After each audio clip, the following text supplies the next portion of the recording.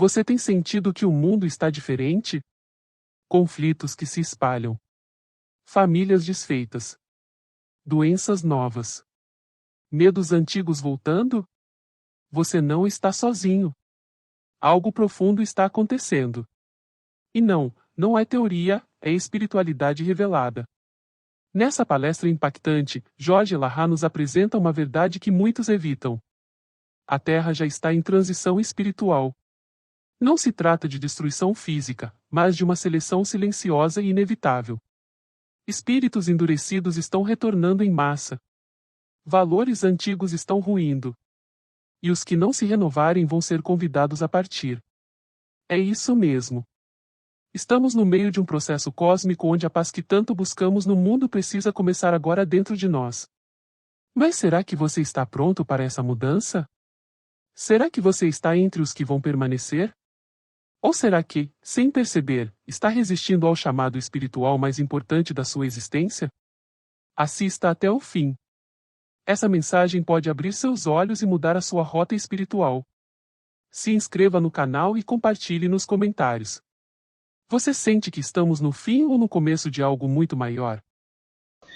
Não é difícil para qualquer pessoa que observe atentamente o que se passa nos noticiários, nos jornais, ou até mesmo naquilo que acontece na nossa sociedade, em redor dos nossos passos, que nós estamos vivendo dias bastante singulares. Não era esperado pela civilização, de maneira geral, que no século XXI nós experimentássemos alguns dos dramas que nós estamos vivendo nos dias atuais.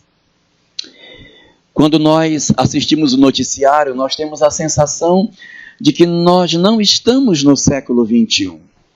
A sensação que nós estamos é como se nós tivéssemos sido transportados para o século XIII, para o século XIV, em virtude da barbárie na qual nós percebemos que a nossa sociedade se encontra imersa em vários lugares do planeta, não em todos, é verdade, e ao mesmo tempo a dificuldade com que determinados segmentos religiosos vêm apresentando suas ideias e fazendo com que nós estejamos experimentando no planeta algumas dificuldades que já não eram esperadas para o tempo que nós estamos vivendo.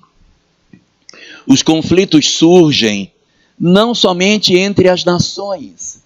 Nós que esperávamos que no século XXI nós já houvéssemos vencido as questões da Guerra Fria e os conflitos e o armistício que havia até a segunda metade do século passado, mas nós observamos que nos últimos tempos aparece como se estivesse acontecendo um crescimento novo das ideias que pareciam estar sepultadas. O sentimento de uma guerra iminente, as discussões entre as nações, os conflitos de ordem religiosa, que pareciam não ser mais conflitos da hora presente, voltam a tomar conta dos noticiários associados a outros dramas da sociedade em que vivemos. São os conflitos de ordem familiar. Estamos vivendo hoje questões inimagináveis há décadas atrás. E na escola também os conflitos se multiplicam, porque assim como os pais estão com dificuldade de saber como criar os seus filhos, a escola também está com dificuldade para saber como educar os alunos. Nós vivemos uma revolução tecnológica em que hoje essa tecnologia aproxima quem está distante, mas afasta quem está perto. Vivemos conflitos familiares hoje, muitos decorrentes desse processo de avanço da tecnologia, que seria um excelente instrumento para a melhoria da nossa sociedade, mas em função da forma como nós estamos utilizando essa mesma tecnologia, nós observamos o recrudescer de uma série de conflitos que pareciam não ser mais do presente.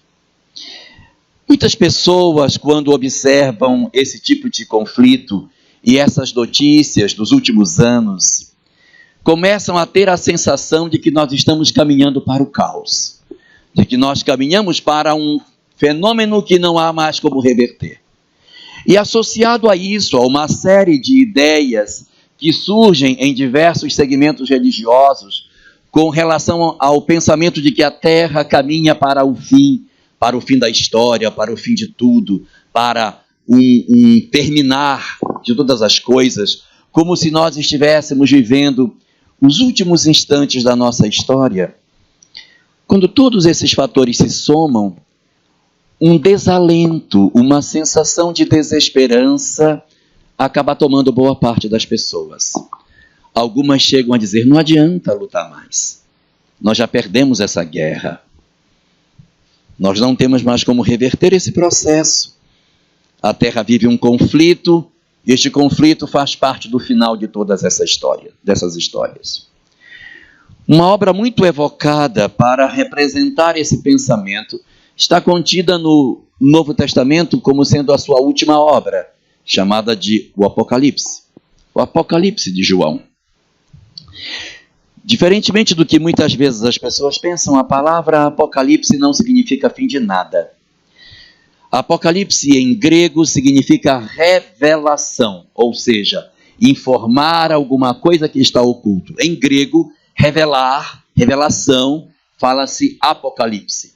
Em algumas outras línguas, em outros idiomas, na Bíblia, não aparece o nome desse livro como sendo Apocalipse, aparece o livro da revelação. Porque realmente ele é um livro que não é o final das coisas, é o livro das revelações. Mas em português, como não houve a tradução de Apocalipse para uma palavra em português, nós temos a sensação e presumimos que Apocalipse significa o fim de tudo. E não é bem assim. A história do Apocalipse, que é muito comprida, ela trata do conflito e da luta final entre o bem e o mal, mas o término da obra não é o fim, é o começo de todas as coisas.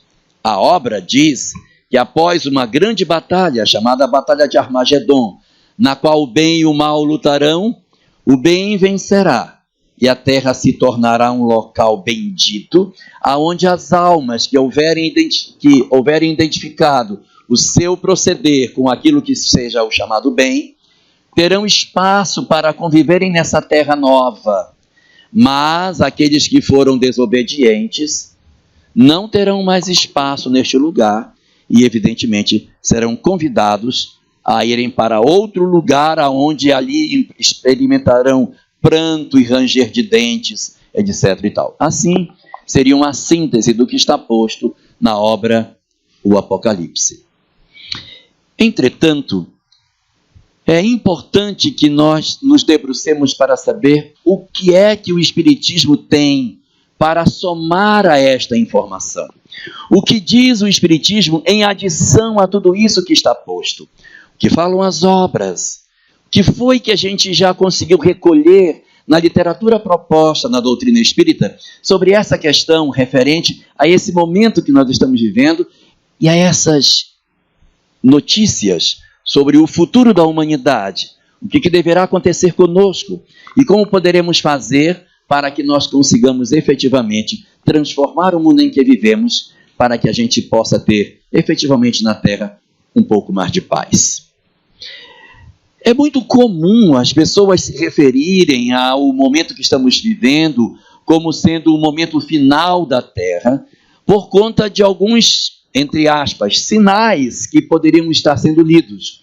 São esses sinais: guerras e rumores de guerras, cataclismas como tufões, furacões, terremotos, tsunamis, quedas de aviões e pragas, doenças extremamente agressivas que podem atacar a humanidade num processo epidêmico e de repente determinar, se não a extinção, pelo menos uma redução muito drástica da espécie humana.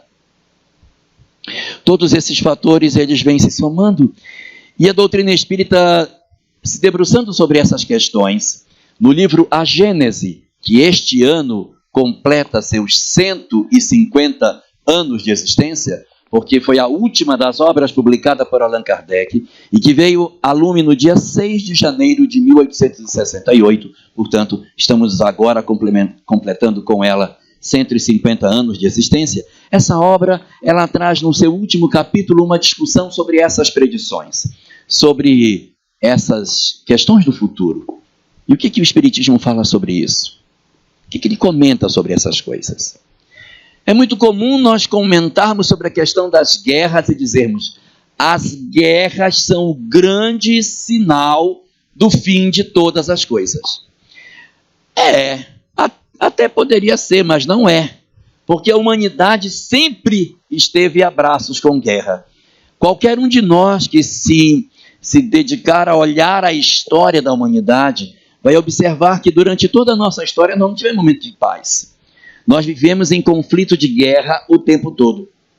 É da natureza, da característica do nosso mundo esse processo de guerras, de conflitos.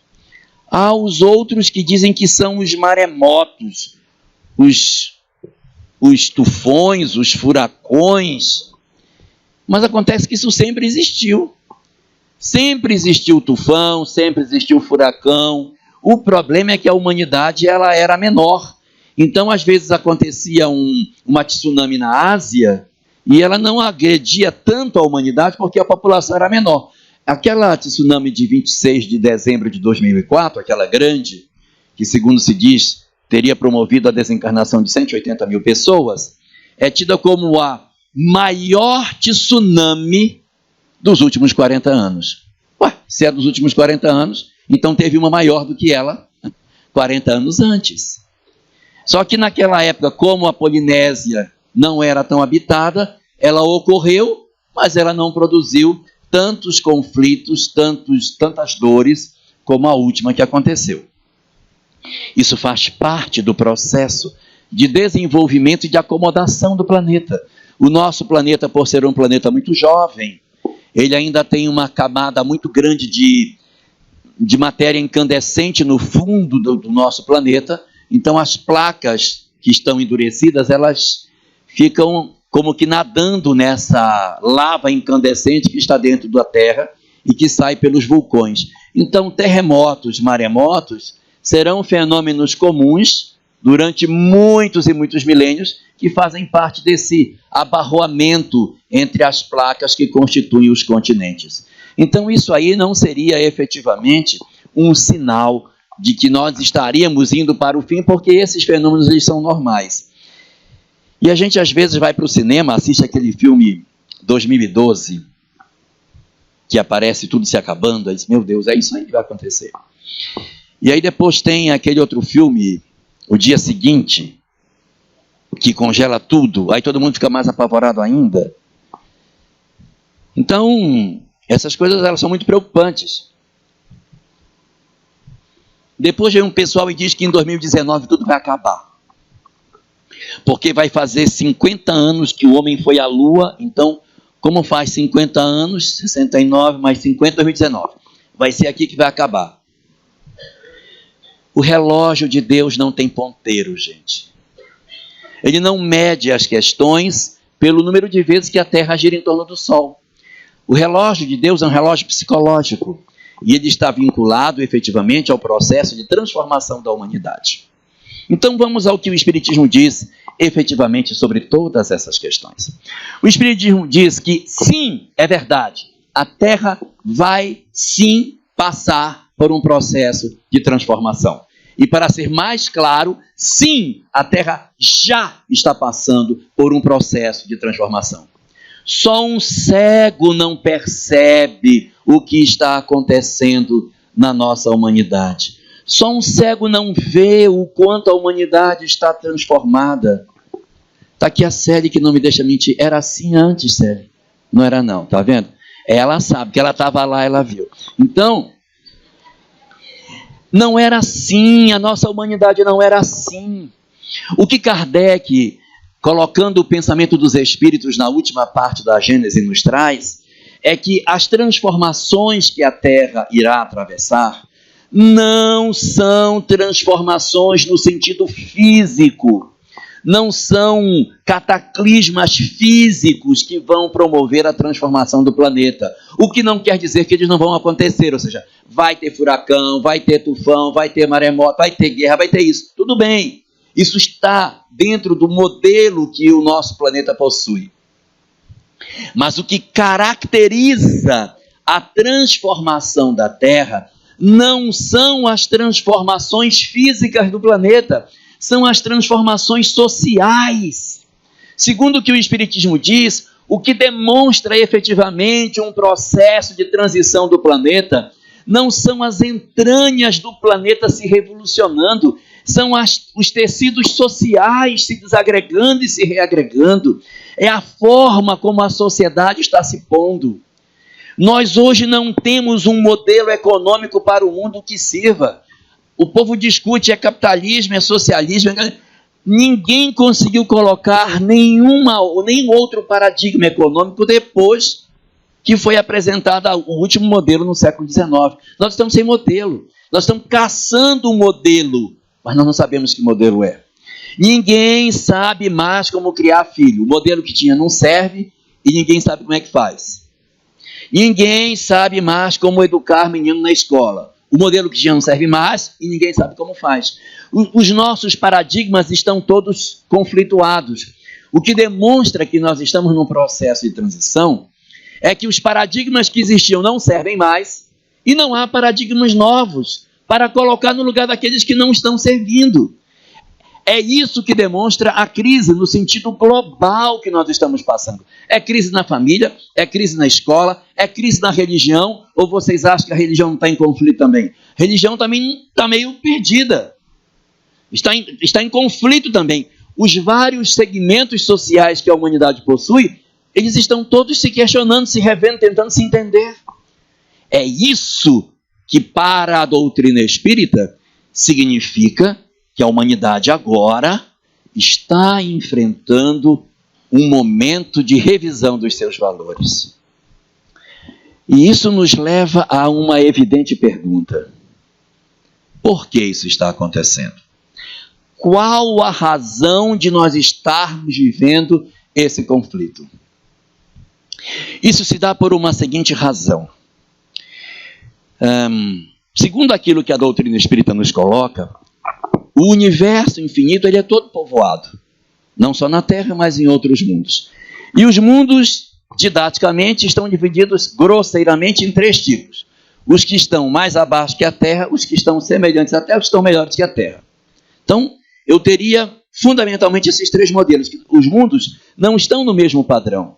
E o que é mais interessante, esses mundos eles progridem. Assim como nós, como indivíduos, desenvolvemos e crescemos e nos tornamos melhores, nos tornamos pessoas mais capazes, os mundos também têm uma marcha de progresso.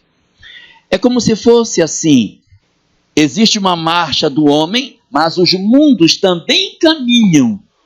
O que a gente precisa fazer é manter um ritmo que seja pelo menos semelhante ao ritmo do planeta que a gente está vivendo.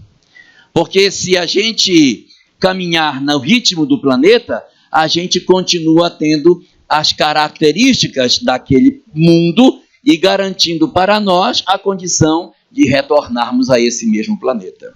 Então a Terra, no concerto dos mundos, no dizer dos espíritos, ela ocupa uma posição que não é de mundos evoluídos, ela é de mundos ainda atrasados. Se nós pudéssemos fazer uma comparação com a escola, que tem o ensino fundamental, tem o ensino médio, tem o ensino superior, aí tem a pós-graduação, mestrado, doutorado, pós-doutorado, a Terra estaria na alfabetização.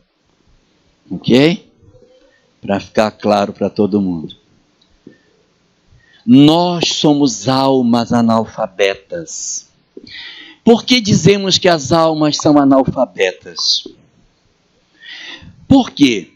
Porque as almas analfabetas são as almas que não conseguem interpretar a vida pela ótica do espírito. Por exemplo, Eu quero que vocês olhem para cá e não leiam. É para olhar e não ler. Conseguiram? Não, não consegue, claro. Porque uma vez alfabetizados, nós não conseguiremos mais não ler o que nós temos para ler. O que acontece conosco espiritualmente é que a gente não consegue fazer a leitura espiritual das nossas vidas.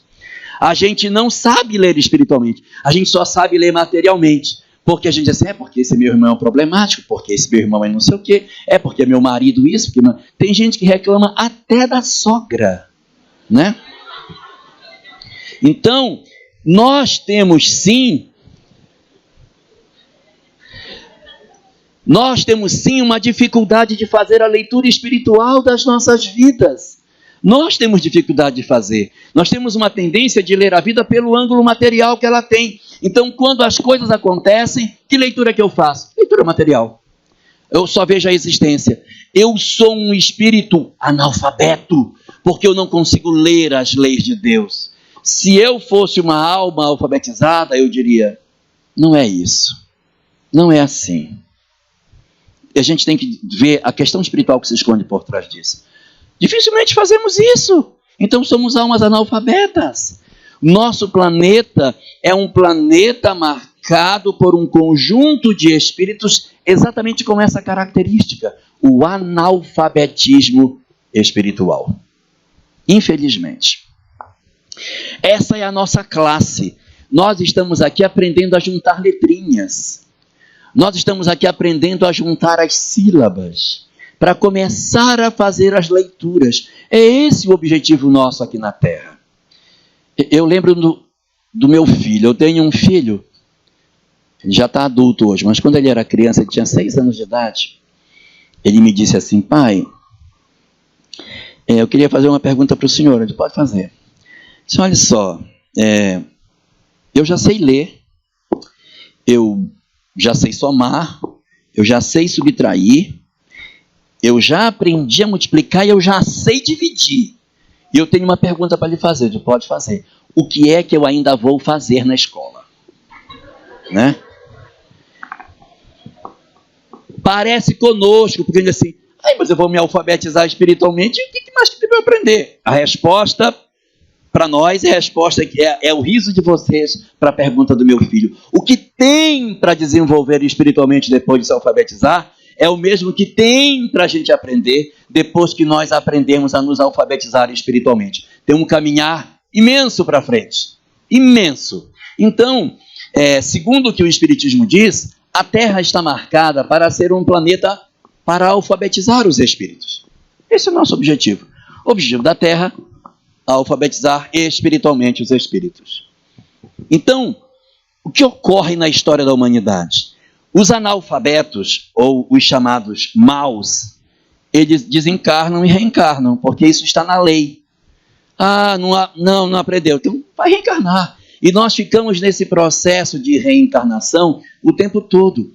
E é exatamente pela repetência dos nossos valores que nós criamos um mundo de guerra, um mundo de desamor, um mundo de violência, um mundo de agressividade. A gente abre as páginas da história, o que tem nas páginas da história? Sangue, violência, escravidão, guerra, tortura, arbítrio, uma série de opressões.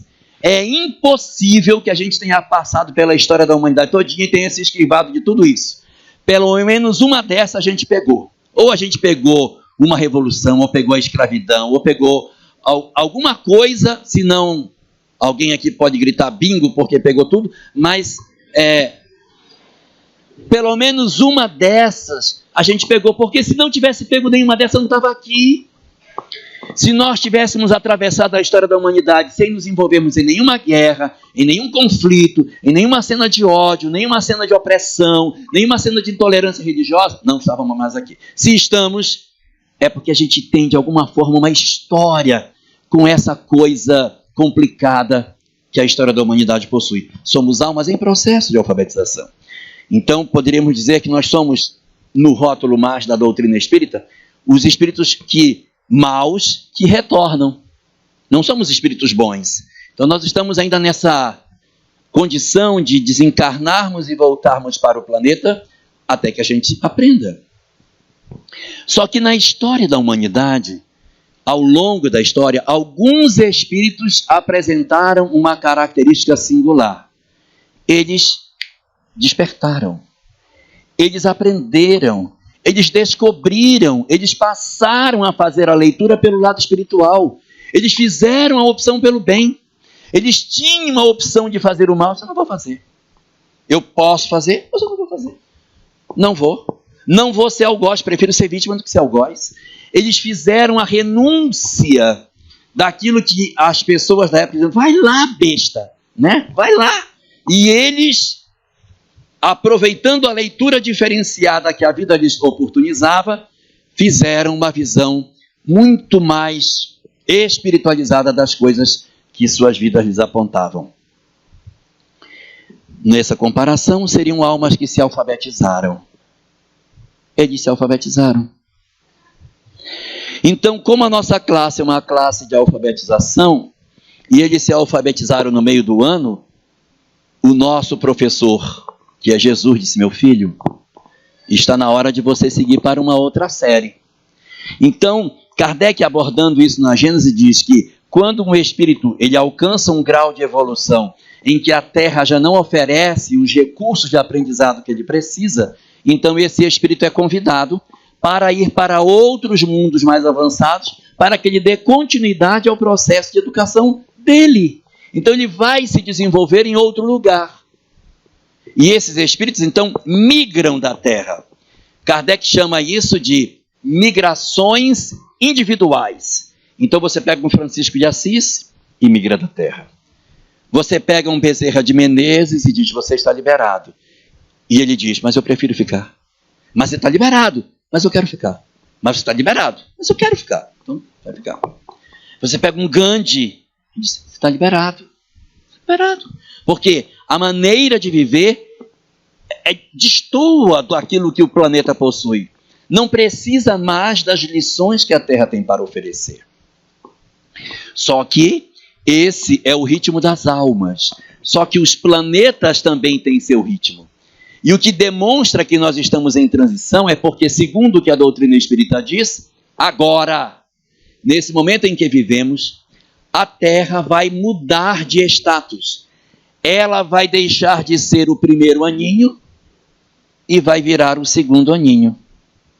Agora a Terra deverá se transformar em uma nova condição de aprendizado.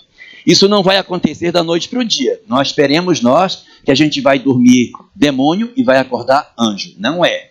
Isso é um processo longo que decorre do nosso comprometimento na mudança. Enquanto eu sofrer da síndrome de Gabriela, a gente não vai mudar.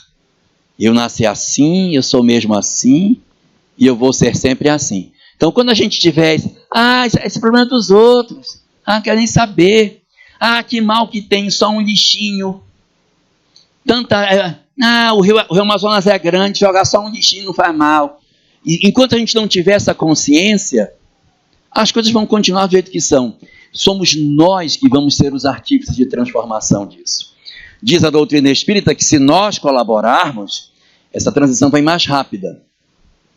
Se nós formos omissos e não nos envolvermos, ela demora mais.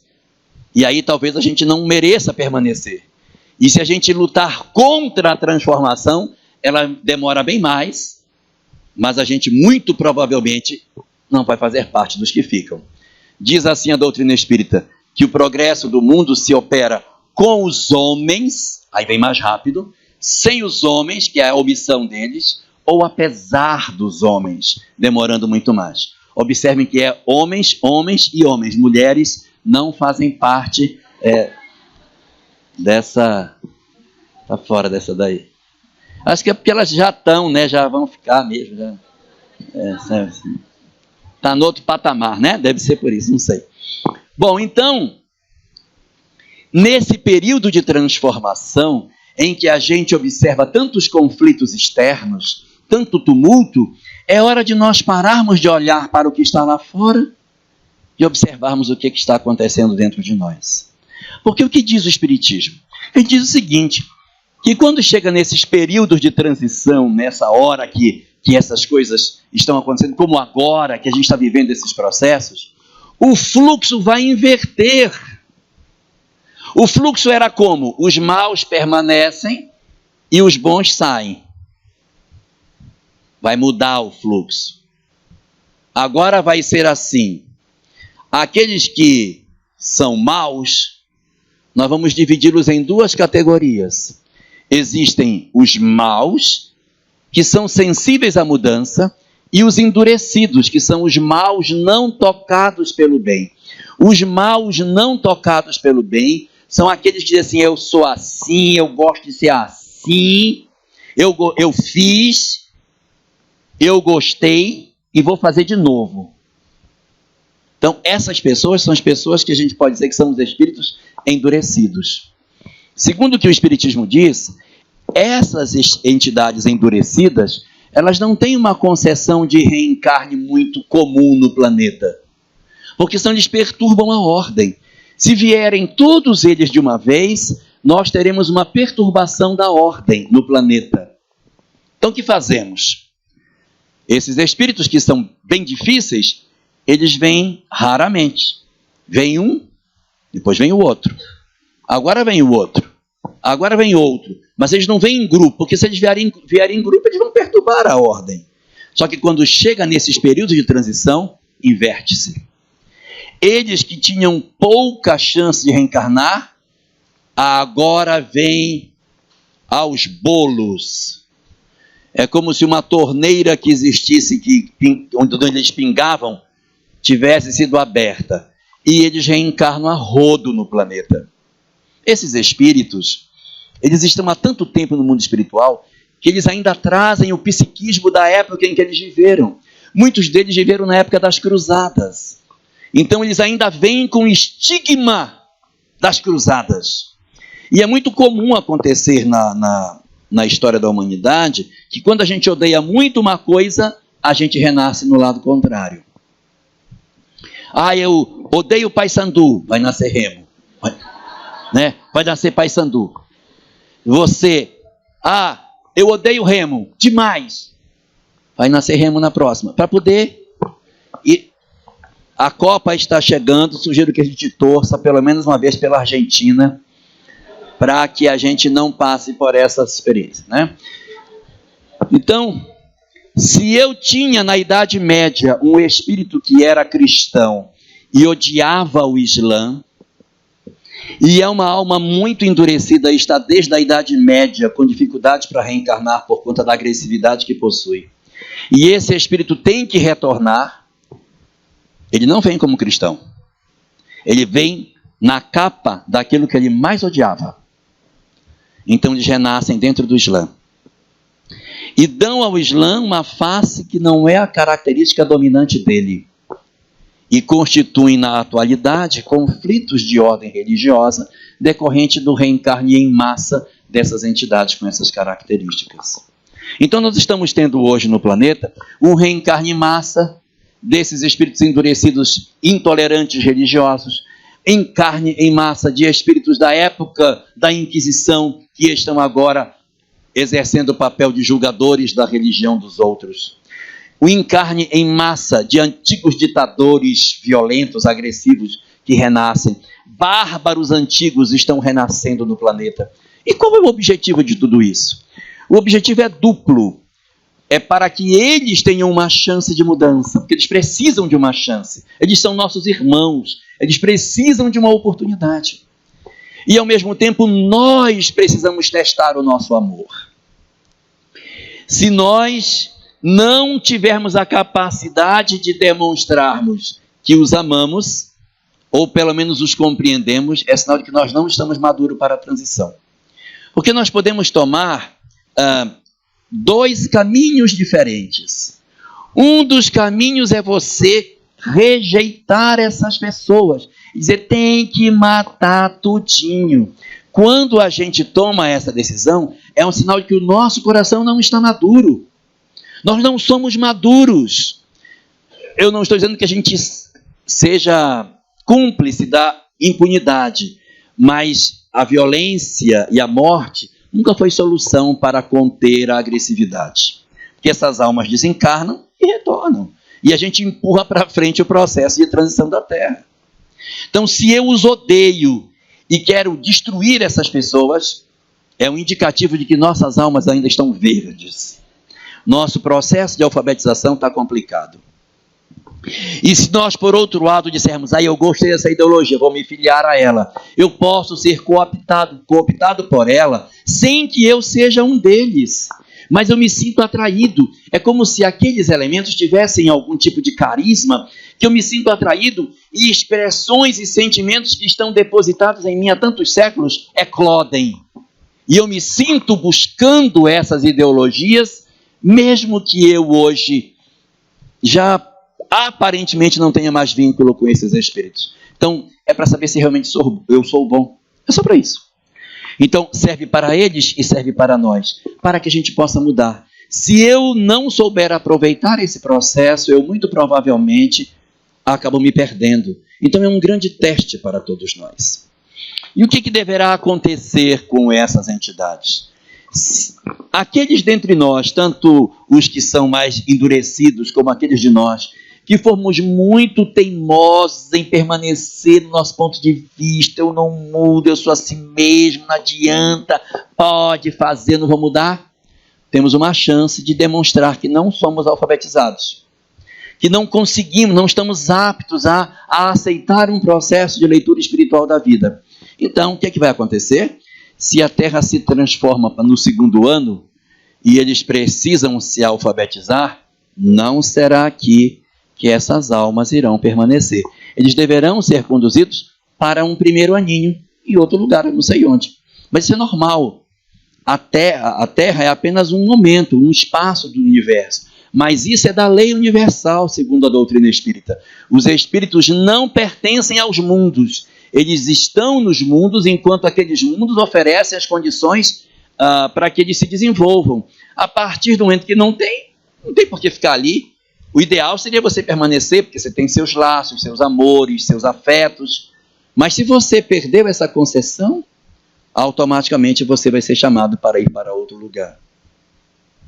Esse é o grande objetivo da reencarnação. Esse é o grande objetivo pelo qual nós estamos aqui. É nós mudarmos.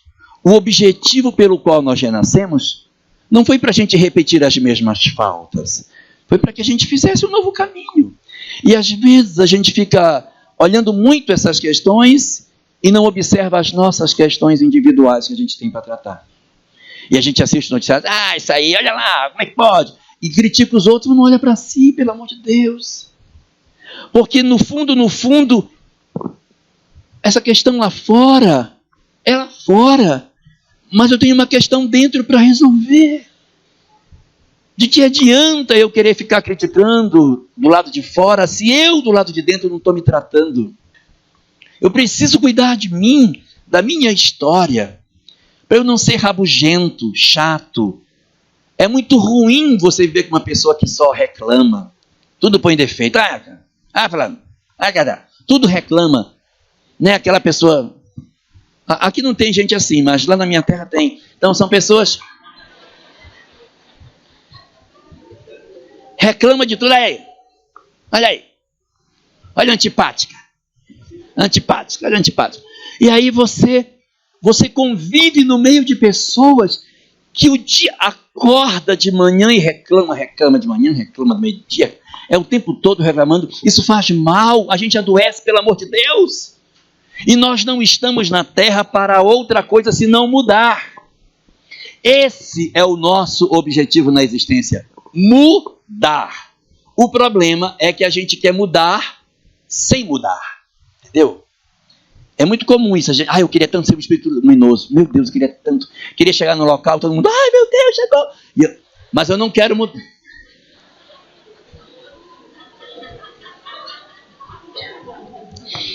Mas eu não quero mudar.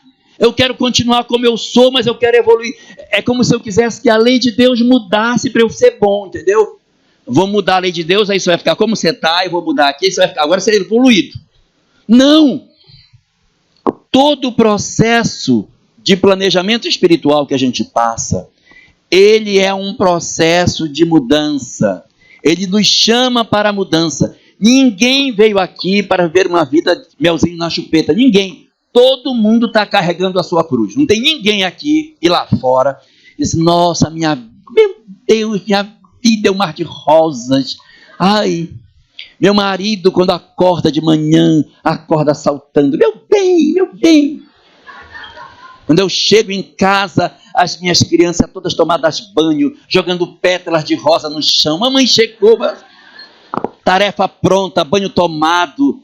Mamãe, venha, seu jantar já está quentinho, sente. Gente, não é assim. Todos nós estamos carregando as nossas cruzes. Um é no lar, outro tem um lar harmônico, mas tem problema de saúde.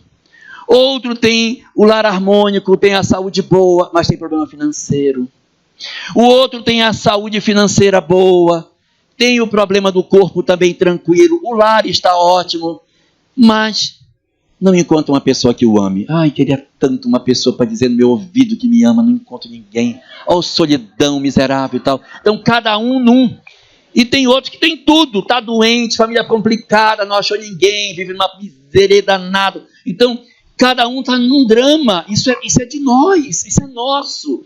Só que a gente precisa encarar isso e dizer, esse é o meu propósito. E daí?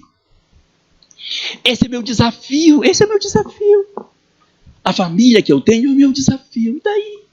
Eu vou trabalhar nisso, porque muitos às vezes assim, ai meu Deus, que cruz que eu tenho, pois queria tanto uma família diferente e tal. Mas é essa aí. Essa aí. A gente assim, eu não quero essa família, eu queria que Deus me desse outra, mas não funciona desse jeito. A gente primeiro merece e depois tem. A gente quer inverter a lei do mérito. A gente quer, Senhor, me dê uma família boa que eu vou lhe mostrar como eu vou ser bom. Não, isso não funciona, não funciona. Você tem que merecer.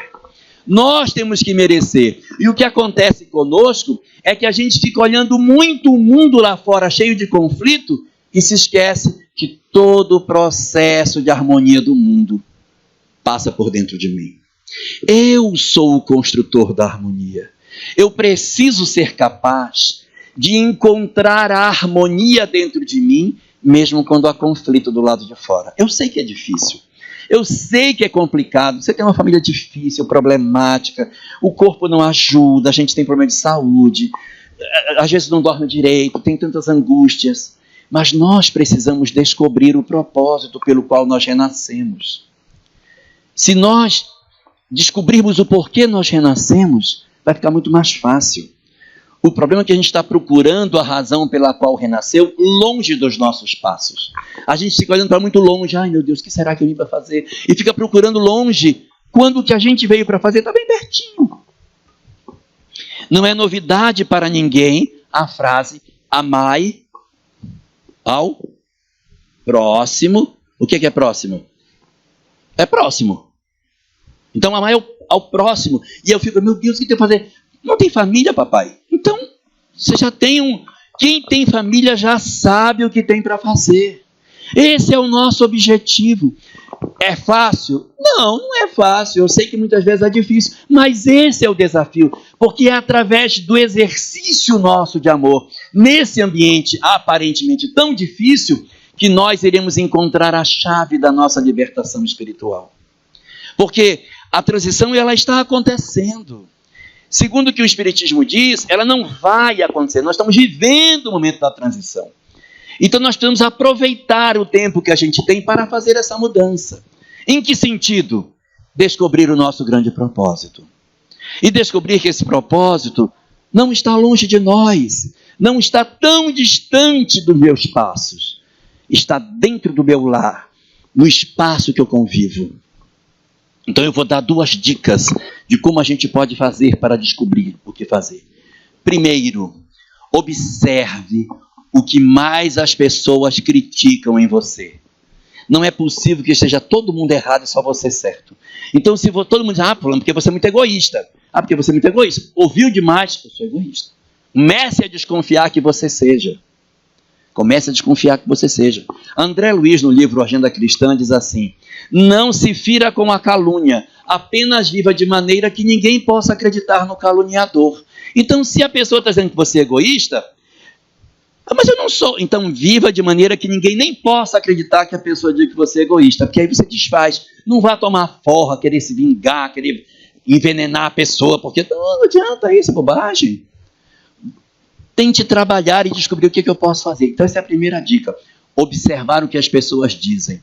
E a segunda, observemos nós as provas que mais se repetem na vida. Vira e mexe, eu estou de novo no mesmo nó. Vira e mexe, eu estou de novo na mesma confusão. Eu consigo colocar minha conta no azul, graças a Deus. Aí, pum, vermelho de novo. Tem gente que não consegue. Agora vai, agora já de novo. Aí passa o ano todinho esperando 13º para tentar resolver a sua vida. Quer dizer, se a gente está repetindo essas faltas, abre o olho que tem alguma coisa estranha acontecendo. Ou de repente a pessoa diz, fulana, você nem imagina. Agora sim eu acertei. Achei o homem ideal da minha vida. Tá certo que é o meu 10º marido, mas agora vai. Assim, é muito perigoso. Se tem alguma coisa que está repetindo, abra o olho. Observe o que repete muito. O que repetir muito é um indicativo que é aí que você tem que trabalhar. Foca no que repete. Foca no que as pessoas dizem. E foca na família. Eu desconheço, eu não vi nenhuma obra espírita que venha alguém depois da morte. Gente, eu estou tão chateado. Porque eu amei demais minha família e agora eu estou tão arrependido. Puxa, não encontrei ninguém ainda. Não veio. Você encontrou alguém? Não tem. Por quê? Porque a família é exatamente o espaço que Deus nos deu de reencontro das almas. Porque se não for assim, Deus errou, gente. Deus errou. Porque nos deu as almas que não são para a gente conviver. Então é ali que você vai encontrar antigos vínculos do ontem, agora revestidos no hoje. E aí você fazendo um esforço para descobrir isso, vai dar sentido à sua vida, vai dar propósito ao que a gente tem para fazer. Então a gente tem que aproveitar o tempo que a vida nos oferece ainda, nesse espaço que a gente tem de existência, para fazer tudo que a gente puder, para fazer valer o tempo que Deus nos dá. O nosso mundo lá fora está em tanto conflito. Nós temos tanta guerra, tanta confusão, tanta ânsia de paz no mundo, tanta guerra, tanto desamor. Então é preciso que a gente colabore com esse processo de paz no mundo, mas entendendo que essa paz do mundo, ela começa dentro de mim. Porque eu nunca poderei construir um mundo de paz enquanto eu, dentro da minha alma, estiver em guerra comigo mesmo, com as pessoas do meu lar. Eu preciso me entender. Eu preciso saber quem eu sou. Eu preciso saber o que é que Deus quer de mim. Eu preciso meditar e entender o que é que está no meu planejamento espiritual para que eu consiga executar aquilo que está previsto para mim. E existem muitas pessoas que dizem assim, eu recebi 5 filhos, mas graças a Deus eu cumpri a minha missão. Porque um é médico, um é engenheiro, o outro é contador, o outro é psicólogo e o outro é advogado. Então, cumpri minha missão na Terra. Quem disse? Quem disse? Isso não é suficiente, porque nós não estamos para fazer simplesmente isso pelos nossos filhos. O mais importante é a gente depositar algo de moral dentro deles, fazer o nosso esforço. Se eles são rebeldes às nossas orientações, essa é uma responsabilidade deles. Nós não erramos quando os nossos filhos erram. Nós erramos quando nós desistimos dos nossos filhos. É a nossa desistência deles que caracteriza a nossa falha. Mas se eu aposto em alguém e ele entra por um caminho equivocado, é uma responsabilidade dele. Isso está no capítulo 10 do Evangelho segundo o Espiritismo, capítulo Bem-aventurados os misericordiosos, pergunta benefícios pagos com a ingratidão. Ele diz assim, que quando você desiste de alguém, esse alguém que você desistiu, erra, porque ele errou muito, você desistiu dele. Aí no mundo espiritual ele diz assim, não, eu dei errado, mas a minha mãe nem me quis. Então ele se justifica pela falha dele e ele vai de maneira muito mais lenta. Mas se você não desiste dele e continua apostando no progresso dele, e ele parece que é impermeável aos seus conselhos, quando ele desencarna, diz, meu Deus, o que eu fiz? E isso vai ser a mola propulsora do progresso dele. Então, não desistir do outro é não desistir de nós próprios. Essa é a nossa tarefa dentro de casa. E às vezes você tem lá uma família que você formou todo mundo em nível superior, mas o médico é aquele que tira a sutura quando não é paga. O engenheiro, não vou nem dizer o que ele faz. O contador faz as contas deles. O psicólogo receita suicídio. O advogado, não faço ideia do que o advogado pode fazer de ruim, não tenho nem ideia. Mas adiantou, porque às vezes você cuidou os filhos, formou, mas era no grito, era na agressividade. Ai, meus filhos são tão ingratos, porque agora ninguém me visita, sabe? Ninguém vem me ver. Porque, olha, eu era tão cuidadosa, eu botava a comida na boca deles, eu escolhia a roupa, tá certo que a gente tinha 40 anos, mas era eu que fazia o prato dele. Tá? Então, às vezes a gente não sabe o que a gente está sufocando os outros. E a gente está achando que cumpriu o planejamento porque fez o que estava lá alta, vai receber 5 filhos. Não. O planejamento verdadeiro e espiritual só tem uma palavra nele: amar. Amar. Então, se a gente puder cuidar dos nossos filhos, formá-los, mas amando, cumprimos a programação. Se eles não enveredaram pelo caminho, enveredaram por outro, mas a gente conseguiu incutir neles o amor, nós alcançamos êxito. O problema está lá neles. Mas o nosso papel é amar, para que a gente consiga efetivamente realizar o trabalho que a gente tem para fazer. Só para a gente ver como isso é importante, a passagem do Cristo na terra, ela começa e termina pela mesma ideia. Porque a primeira frase que é dita aos pastores, aos pastores pelos anjos, quando Jesus nasce, vocês lembram? Glória a Deus nas alturas, paz na terra aos homens de boa vontade. A paz como sendo o elemento mais importante de todas, é a primeira das coisas que os pastores ouvem da chegada do Cristo, é a paz, a serenidade interior. E quando o Cristo volta depois da crucificação, que ele aparece para os seus discípulos, o que ele diz quando surge naquela sala trancada? A paz seja convosco. Pensemos nisso e cultivemos a paz dentro de nós, para valer todo o esforço da espiritualidade em nos reunir nesta encarnação tão importante para a gente, para que a gente possa devolver a vida em forma de gratidão, esforçando o máximo que a gente puder para resolver as nossas vidas lá no fundo e na relação com os que estão mais próximos, para que a gente possa contribuir com o nosso mundo nesse período tão doloroso de transição e ganharmos a bênção de permanecermos aqui, nesse lugar maravilhoso que a Terra há de se tornar. Chegamos ao ponto mais forte dessa revelação. O mundo não vai acabar. Mas a fase atual da humanidade sim. E você precisa decidir de que lado vai estar. Não se trata de castigo, mas de sintonia. A nova terra será de paz. E quem ainda vibra em guerra, não vai encontrar mais espaço aqui. Jorge Larra nos lembra que a paz que tanto desejamos no mundo precisa nascer, primeiro, dentro de nós. A família difícil, o drama pessoal, a prova que se repete. Nada disso é acaso. São instrumentos divinos para sua evolução. Você não veio ao mundo para repetir erros. Veio para transformar-se profundamente. Veio para aprender a amar o que hoje rejeita. Para abraçar quem ontem você odiou. Para perdoar quem te fere e se libertar do ciclo da dor. O tempo é agora. Se quiser permanecer nessa terra em transição, precisa mudar. Precisa amar. Precisa se renovar. E se algo tocou você aqui, não guarde para si. Compartilhe essa mensagem. Deixe nos comentários o que ficou no seu coração. E siga com a gente nessa jornada de despertar. A nova terra já começou. A pergunta é: você já começou também?